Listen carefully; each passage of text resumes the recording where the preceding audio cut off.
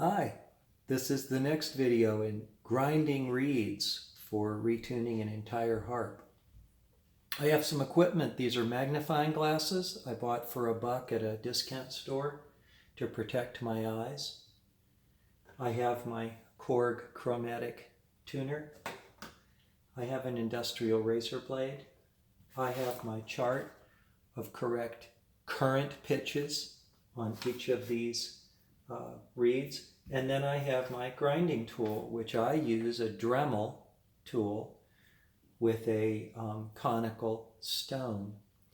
I find that this does no damage to the harp. You're not, pulling and grabbing at reeds. It just does it quickly. Now, I want to go over my methodology.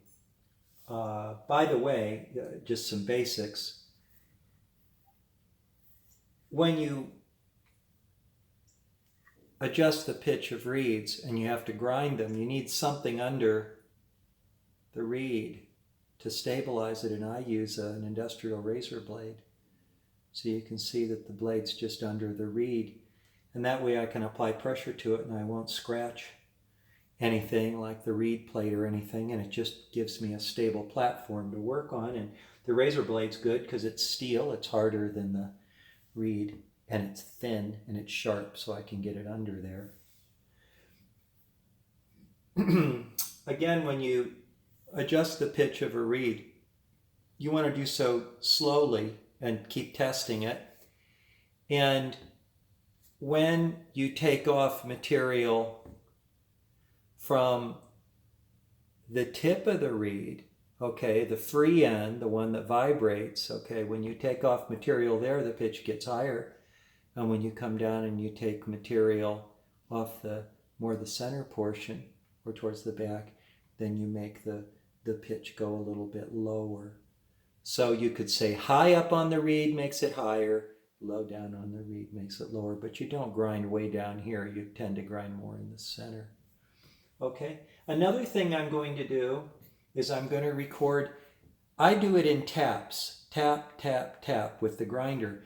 And I'm going to record how many taps it took to fix the reeds that I'm fixing, because when I go to do the ones on the inside of the reed plate, I won't be able to test them. I'll have to do it by feel and then test at the end. But that's another thing coming in another video.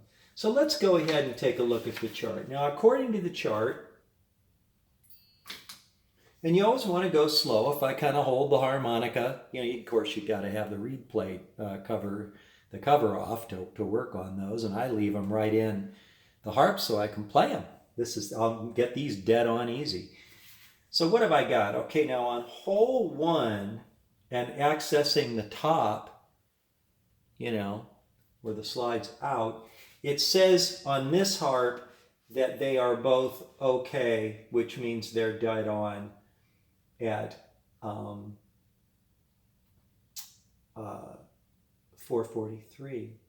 Now a draw, I can only get to the draws right now, right? Because the blow reeds are on the inside, but on the draw right now, I'm supposed to be a little bit sharp. Yeah, it is. So I'm going to go ahead and just take a teeny bit off this reed right here. So I'm putting that under. See how I have it up on the thing? And I'll actually stabilize that as well. I don't want to take off too much. I'm just going to see what happens when I give it one tap. Okay.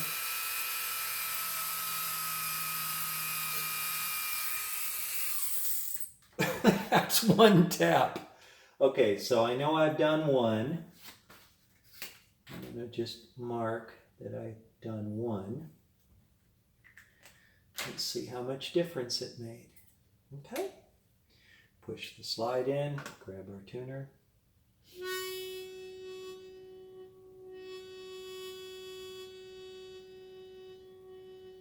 No, I was ahead 3, now I'm ahead 2. I'm going to give it another tap and see what happens if I give it another tap. Okay.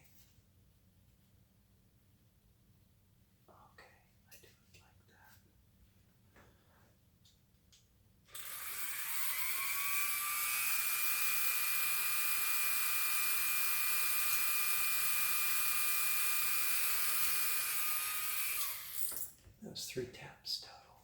I think that's what it's going to need. I gave it 3 taps. I'll bet you it's dead on. You can see the reed scratched a little bit where it ground. See it? The little chip marks? Slide goes in for the test.